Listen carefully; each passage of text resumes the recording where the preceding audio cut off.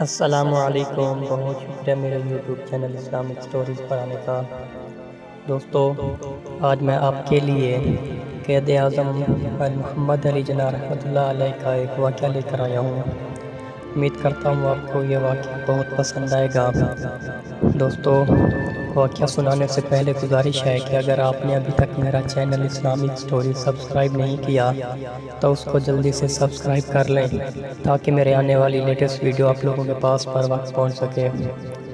دوستو، قائد اعظم کے بارے میں آپ نے بہت کچھ سن رکھا ہوگا اور پڑھ بھی رکھا ہوگا، لیکن یہ جو میں آپ کو واقعہ سنانے جا رہا ہوں اس کے بارے میں آپ نے نہیں سنا ہوگا اور نہ ہی کہیں پڑھا ہوگا۔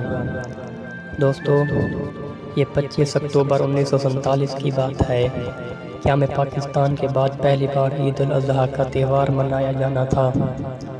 عید الاضحیٰ کی نماز کے لیے مولوی مسافر خانہ کے نزدیک مسجد قصابہ کو منتخب کیا گیا اور اس نماز کی امامت کا فریضہ مشہور عالم دین مولانا ظہور الحسن درس نے انجام دینا تھا۔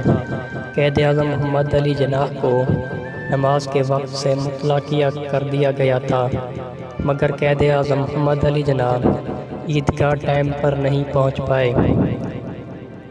تو دوستو، اعلیٰ حکام نے مولانا ظہور الحسن درس کو مطلع کیا کہ قائد اعظم راستے میں ہیں اور چند ہی منٹوں بعد وہ عیدگاہ پہنچ جائیں گے۔ تو انہوں نے مولانا سے درخواست کی کہ وہ نماز کی ادائیگی کچھ وقت کے لیے مؤخر کر دیں، یعنی نماز کا ٹائم اگر ہو گیا ہے تو کچھ دیر بعد نماز پڑھ لیں گے۔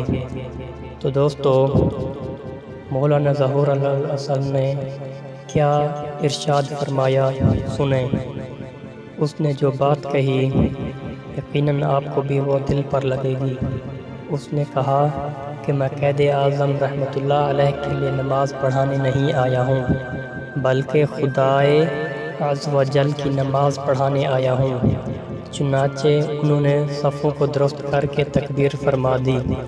ابھی نماز عید کی پہلی رکعت شروع ہوئی ہی تھی کہ اتنے میں قائد اعظم بھی عیدگاہ پہنچ گئے۔